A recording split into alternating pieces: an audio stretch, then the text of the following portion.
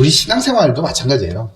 신앙생활도. 아무리 성경적인 지식을 가지고 있고 머릿속으로는 뭐 그리스도를 따라가는, 예수님의 제자로서 그리스도를 따라가는 그런 멋진 상상을 해봐야 실제로 내가 살아가는 이 현실에서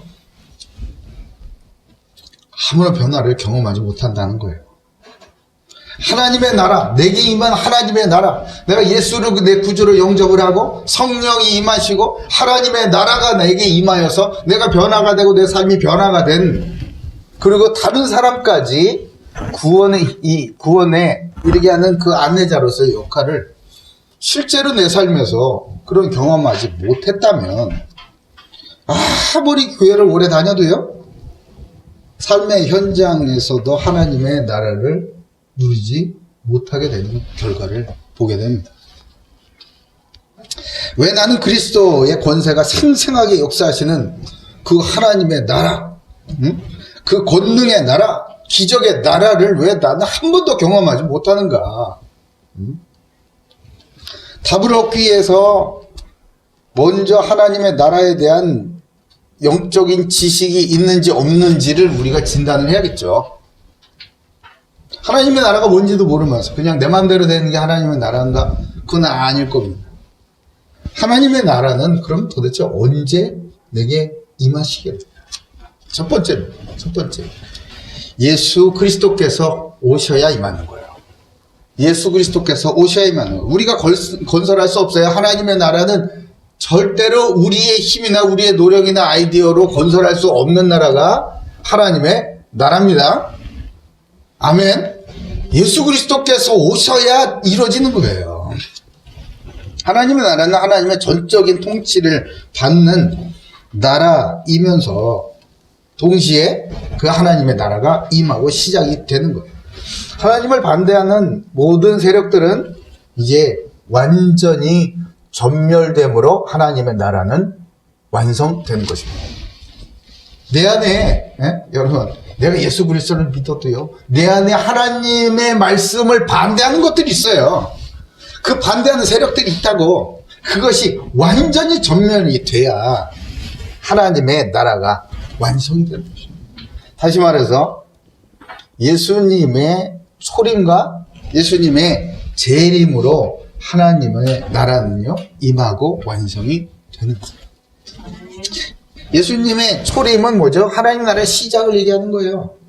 요한복음 6장 38절에 내가 하늘에서 온 것은 내 뜻을 행하려 함이 아니요 나를 보내신 이의 뜻을 행하려 함이니라. 아멘. 하나님의 나라는 하나님께서 그의 선하신 뜻대로 통치하시는 나라, 그것이 하나님의 나라잖아요. 예수님께서 오신 것은 하나님의 뜻을 행하러 오셨다, 이거죠.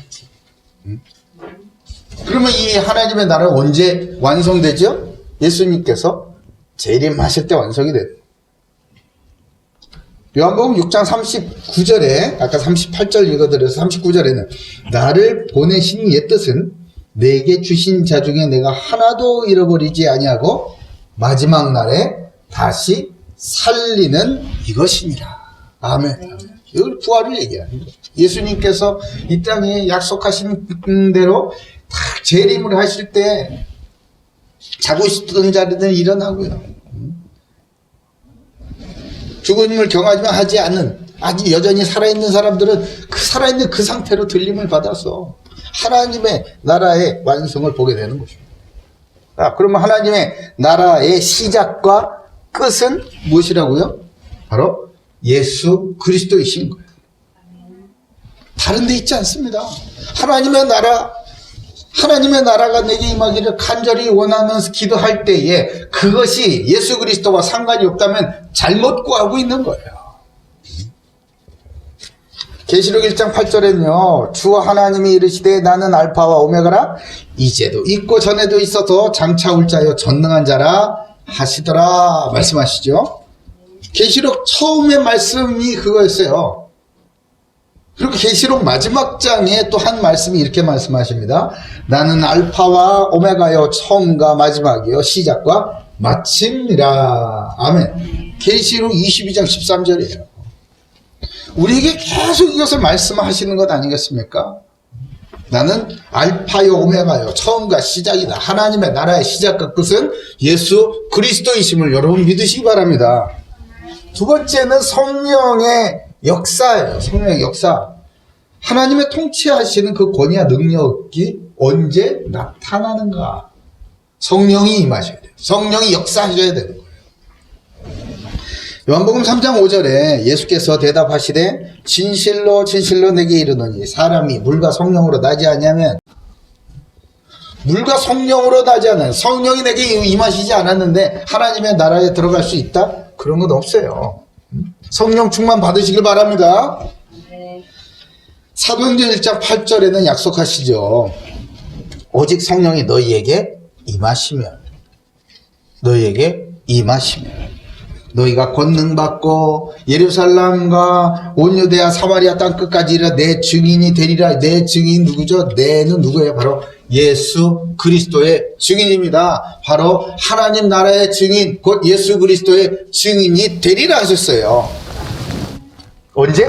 오직 성령이 너에게 임하시면, 그 나라는 권능의 나라입니다. 그래서 약한 나라, 그게 아니에요. 하나님의 놀라운 권능이 역사하는 힘있는 능력의 나라인 거예요. 그렇기 때문에 마태복음 12장 28절에 그러나 내가 하나님의 성령을 힘입어 귀신을 쫓아내는 것이면 하나님의 나라가 이미 너에게 임하였느니라. 아멘. 그러니까 성령의 충만함을 받은 사람이요, 이렇게 다니기만 해도요 귀신은 나가게 돼 있습니다. 아멘. 그리고 세 번째는 이제 중요한 질문이죠. 그렇다면 나에게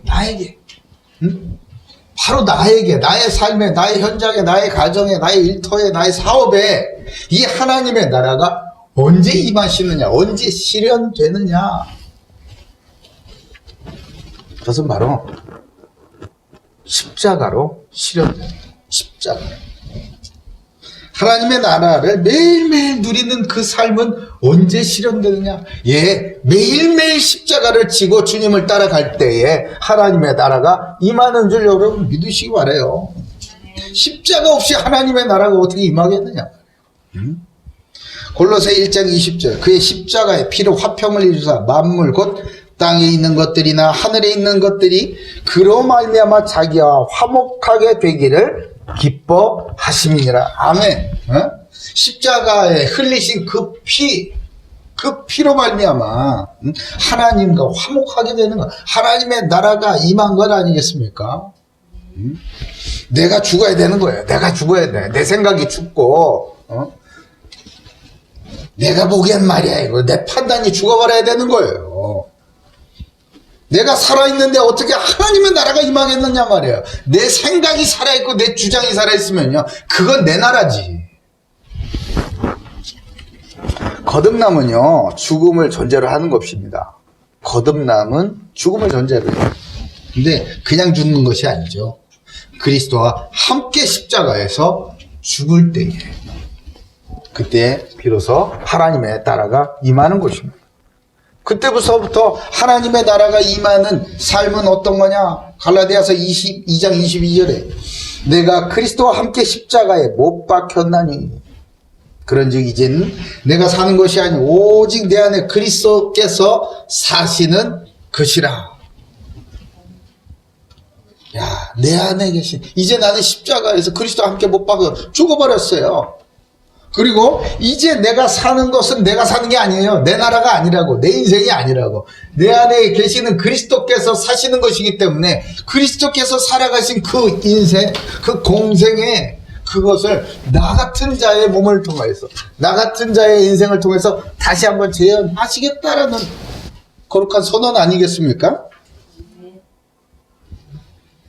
그리고 이제 내가 육체 가운데 사는 것은 나를 사랑하사 나를 위하여 자기 자신을 버리신 하나님의 아들을 믿는 믿음 안에서 사는 것이라. 아멘. 믿음으로 사시기 바랍니다.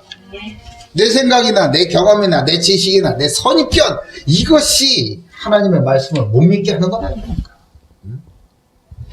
내 생각에는 이게 더 뛰어나 보이거든. 내 생각에는 이게 더 좋아 보이거든.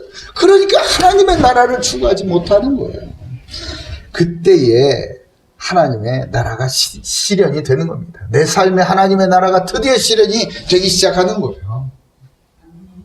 생명도 능력도 없는 나의 관념적인 신앙, 이제 죽어버려야 되는 거예요. 아무런 능력도 없고 아무런 실체도 없고 아무런 이 결단력과 생명이 잉태되지 않는 그런 관념적 머리로 하는, 한 번도 경험해보지 못한 그 머릿속에 그 형이상학적인 그냥 이상한 개념적인 종교적 개념으로 가득한 그런 하나님의 나라 그거 말고요, 실제로 내 삶에서 역사하고 운행하시는 하나님의 통치하심이 있는 그런 하나님의 나라, 그 권능의 나라가 드디어 임하게 되는 겁니다. 하나님의 자녀가 하나님의 나라를 누리지 못하는 것은요, 정말로 이상한 일이에요. 그런 건 없어요. 하나님의 자녀가 어떻게 하나님의 나라를 누리지 못하겠습니까? 하나님의 나라는 하나님의 자녀에게 성령이 충만하게 임하심으로 그 자녀가 발로 밟고 또 손으로 직접 섬기는 그런 현실의 삶에, 내 인생에, 내 가정에, 내 직장에, 내 사업에, 내 목회에, 교회에 임하게 되는 것입니다. 그때부터 하나님의 자녀는요, 그 현장에 뭐가 됩니까? 바로 복의 근원이 되는 거예요. 와, 할렐루야. 복의 근원이 되는 거야. 하나님의 나라가 내게 임하였기 때문에, 사실적으로 임하였기 때문에 그 사람이 가는 곳마다 변화가 일어나고 그 현장은 그 사람으로 인하여서 복을 받게 되는 것이죠. 그런 사람을 현장에서 싫어하겠습니까? 아니요, 좋아하지. 왜? 그 사람 때문에 잘 되는 거 아니까. 그리스도의 몸된 교회는요, 지역과 시대를 살리는 하나님의 나라의 기점이 되는 것입니다. 이렇게 하나님의 나라를 사실적으로 경험한 사람은요, 어떤 환경, 어떤 현장에서든 하나님의 나라를 또한 누릴 수 있게 되는 것입니다. 여러분, 한번 이 맛을 보죠. 그러면 어떤 상황, 어떤 새로운 시작을 맞이한다 할지라도 또 한 번 재현할 수 있게 되는 거예요. 한 번 이긴 사람은 계속 이길 수 있습니다. 아멘. 한 번 맛본 사람은요, 계속 누리는 삶을 살게 되는 것입니다. 오늘 말씀을 통해 나의 삶에 하나님의 나라를 누리는 그런 영적 원리를 깨닫는 큰 응답이 있기를 주님의 이름으로 축복합니다. 아멘.